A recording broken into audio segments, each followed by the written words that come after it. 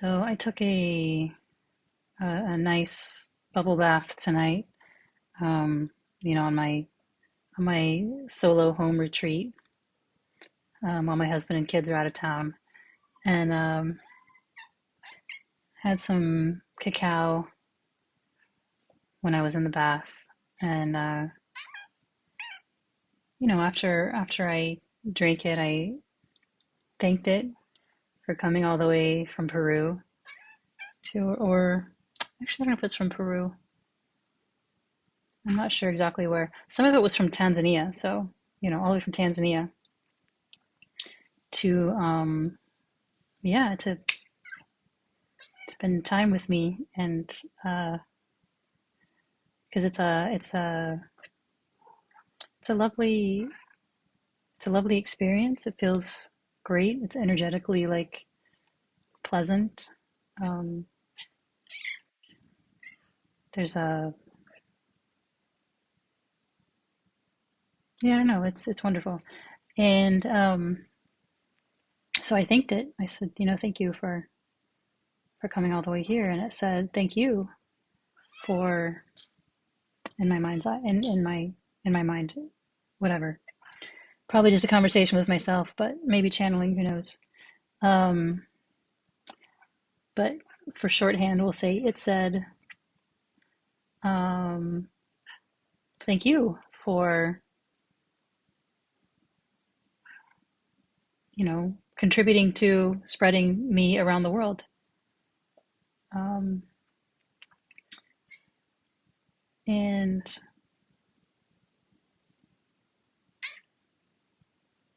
I asked it, I was like,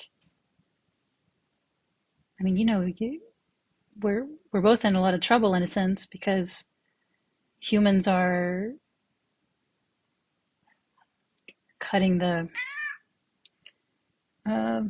the rug out from under themselves by destroying the world and each other and everything good about ourselves. And that includes cutting down forests that sustain cacao. Are you worried? And, it kind of indicated like, no, I'm not worried. And I was like, what can you do to, to help cacao survive? And it said, I can be exactly myself. And,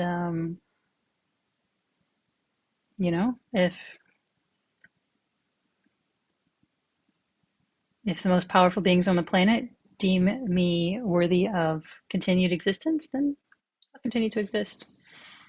Uh, if not, then I won't. And I was like, wow, that's some equanimity. I'd probably be freaking out about all the deforestation. And but it was this very like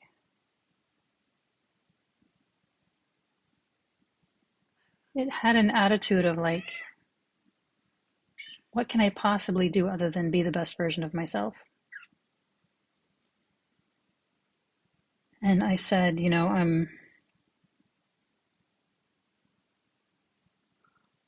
I guess I'm increasingly feeling the same about myself as well in this mess that I'm in. Like I can, I have two legs, so I have more ambulatory power than you do, and I can probably do more than you can. But at the same time, can I really? Can I really go and force the matter somehow? Um, in a way that's not just going to perpetuate all the same stuff that messes things up in every generation, in new ways. That's Isabella. Oh, well. Um,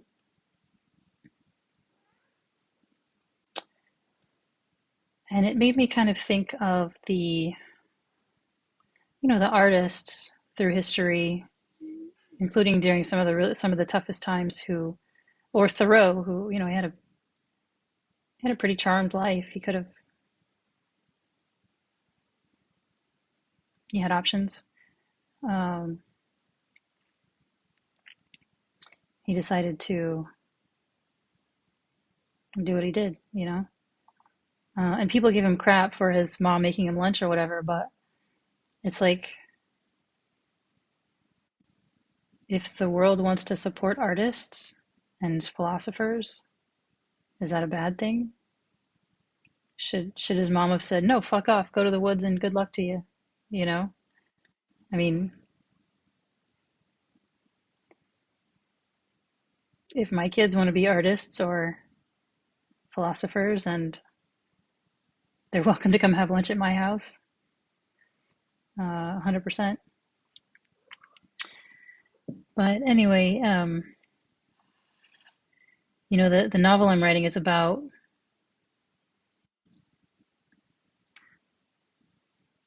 what should we do with our life and how do we know? And it's fiction. It's an adventure, you know, romance, magical realism novel. But it takes on some pretty heady and heavy philosophical and theological themes. And there's long been a part of me that doesn't think that's good enough. It's like because there's no guarantee it's going to be successful, it's going to change anything, it's going to help anyone. I need guarantees. Uh, I need something socially sanctioned to do so that yeah. But Cacao is like, don't worry about it. Be the best version of yourself and let the chips fall where they may.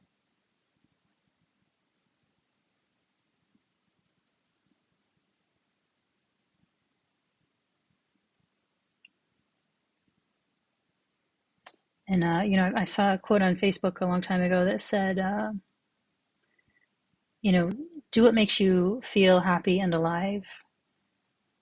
Or if you want to know what the world needs, do what makes you feel happy and alive, because the world needs more people doing something that makes them feel happy and alive. Um, and the Cacao, basically was sort of taking that attitude, and I was like, can I really do that though? Is it that easy? I mean, not that it's necessarily easy to, write a novel or whatever you feel called to do, but when you feel called to do it, in a sense, like it feels like the lowest groove. It feels like exactly what you should be doing. But then there's all this conditioning that's like, if you're enjoying yourself, you're a bad person. If you're not grinding it out, you're worthless. You're lazy. You're decadent.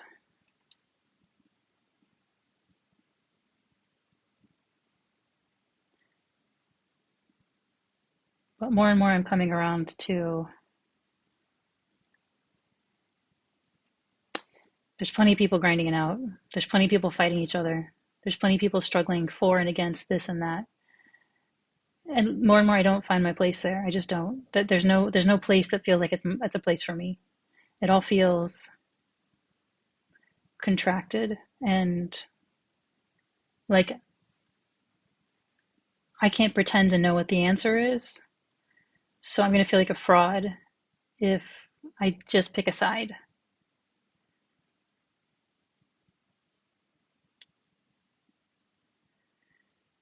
Sometimes it's relatively easy to pick a side, like in the case of genocide. But even in that case, even in that, how much work have I done toward that? How much work have millions of people done toward that?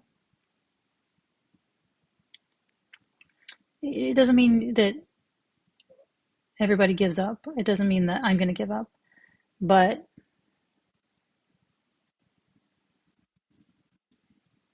I also don't have to be blinkered and miserable as long as terrible things are happening. I don't have to be laser focused on the bad things happening at the expense of my own spark of joy and creativity. And yes, I'm extremely privileged that I'm not in a tent in Gaza. I'm not. I have a pass. I have an American passport. All the things. Um, but for better or worse, my path seems to be the path of a spiritual seeker, a writer.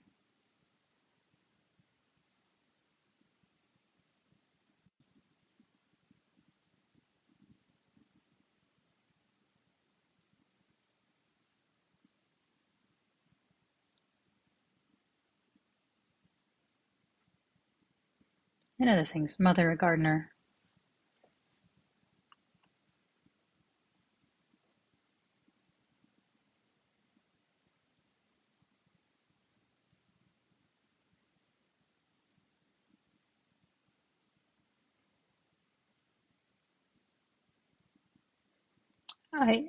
I genuinely tried to change politics in the world with every fiber of my being for a long, long time. I might get there again, but right now my path seems to be finishing this novel while I continue my spiritual path. And for better or worse, the cacao inspired me to not feel guilty about that because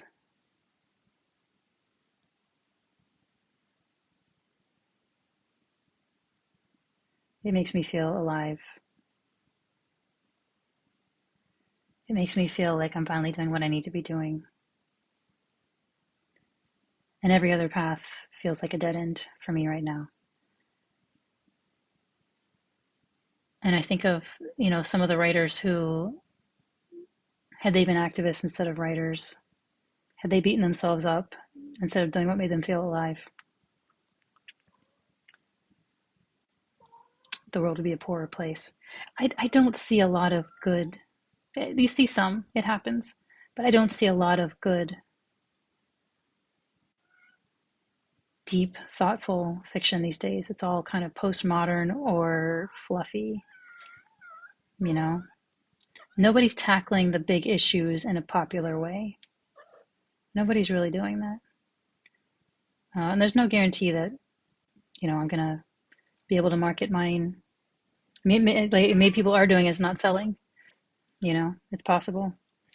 But I'm feeling more and more like it's okay to follow my intuition and do what makes me feel alive without beating myself up over that. And,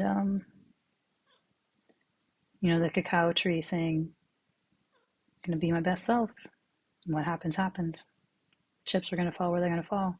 The forest might get cut down.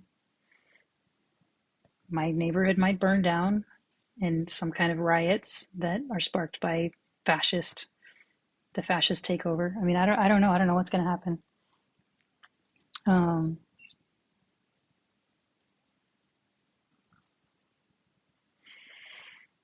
but as I shed layers of delusion, I think, could be wrong, could be putting more layers of delusion on for all I know. Because who's the judge? Who's the authority? How do I know anything? But as I feel like I'm shedding layers of delusion,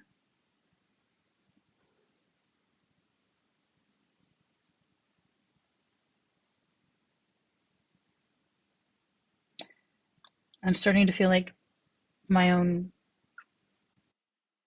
and everyone's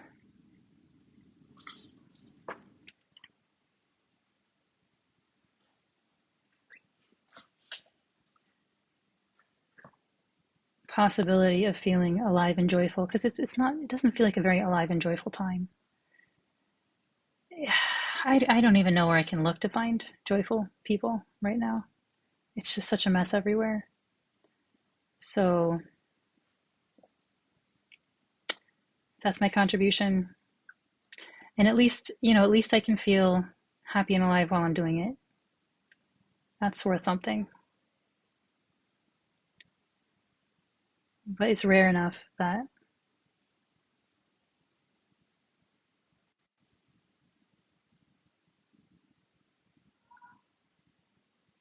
yeah, I'm more, I'm more and more like the cacao tree, for better or worse.